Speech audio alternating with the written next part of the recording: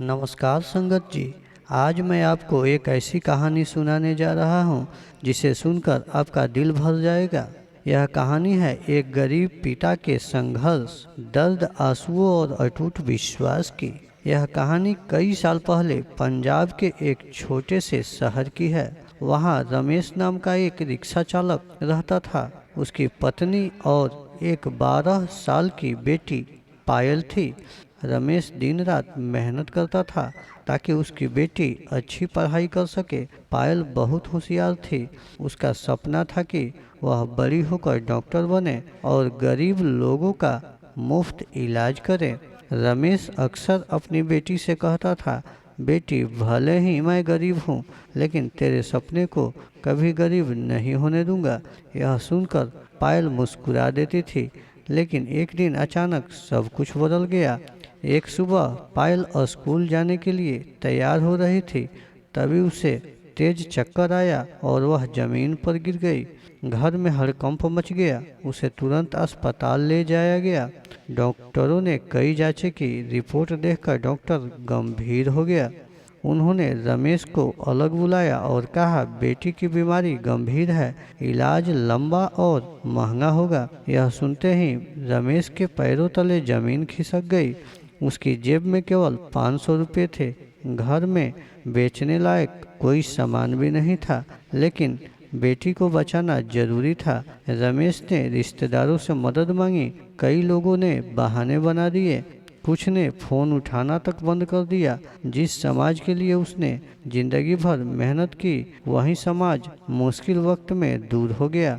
रात को अस्पताल के बाहर बैठकर रमेश रो रहा था। तभी वहाँ एक बुजुर्ग व्यक्ति आया। उसने पूछा, बेटा क्यों रो रहे हो? रमेश ने अपनी पूरी कहानी सुना दी। बुजुर्ग ने कहा, हिम्मत मत हारो, गुरुजी पर भरोसा रखो। जहाँ इंसान की ताकत खत्म होती है, वहाँ गुरुजी की कृपा शुरू होती है। इतना कहकर उन्होंने रमेश को गुरुजी की एक छोटी तस्वीर दी। रमेश ने तस्वीर अपने सीने से लगा ली। उस रात उसने पहली बार आंखों में आंसू लेकर कहा, गुरुजी मैं बहुत गरीब हूँ, मेरे पास कुछ नहीं है, मेरी बेटी को बचा लीजिए। इसके बाद वह रोज अस्पताल के बाहर बैठकर गुरुजी का नाम जपने लगा। दिन बीतते गए, लेकिन पायल की हालात कभी सुधरती कभी बिगड़ जाती। एक दिन डॉक्टर ने कहा, अगले 48 घंटे बहुत महत्वपूर्ण है। यह सुनकर रमेश पूरी तरह टूट गया। उसने अस्पताल के मंदिर में जाकर घंटों प्रार्थना की। उस रात उसे नींद नहीं आई। करीब 3 बजे उसकी आंख लग गई। तभी उसने एक सपना देखा। सपने में उसे तेज प्रकाश दिखाई दिया और एक आवाज़ सुनाई दी, डर मत, विश्वास बनाए रख। रमेश अचानक उठ बैठा। उसका दिल जोर जोर से धड़क रहा था, लेकिन इस बार उसके मन में डर नहीं था। सुबह आईसीयू से खबर आई कि पायल की हालत स्थिर है। डॉक्टर भी हैरान थे। अगले कुछ दिनों में उसकी सेहत धीरे धीरे सुधरने लगी। पूरा परिवार खुश था, लेकिन एक नई परेशानी सामने खड़ी थी। इलाज का बिल लगभग 4 लाख रुपए हो चुका था। रमेश के लिए यह रकम किसी पहाड़ से कम नहीं थी।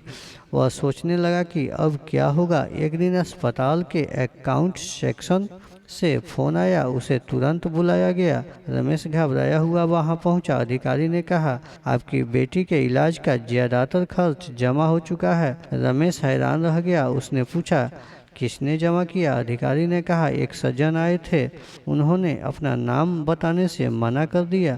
रमेश की आंखों से आंसू बहने लगे। उसे समझ आ रहा था कि यह कैसे हुआ। उसने हाथ जोड़कर कहा, शुक्राना गुरुजी। कुछ महीनों बाद पायल पूरी तरह ठीक हो गई। वह फिर स्कूल जाने लगी। समय बीतता गया। पायल ने खुद मेहनत की। उसने पढ़ाई में शानदार सफलता हासिल की। फिर मेडिकल कॉलेज में दाखिला भी मिल गया। जिस बेटी के लिए कभी अस्पताल में लोग उम्मीद छोड़ चुके थे, वहीं बेटी अब डॉक्टर बनने की राह पर थी। एक दिन पायल ने अपने पिता से पूछा, पापा उस समय आपको सबसे ज्यादा ताकत किसने दी थी? रमेश की आंखें भर आई। उसने कहा, बेटी जब मेरे पास कुछ भी नहीं था, तब मेरे पास विश्वास बचा था। आज पायल एक सफल डॉक्टर है।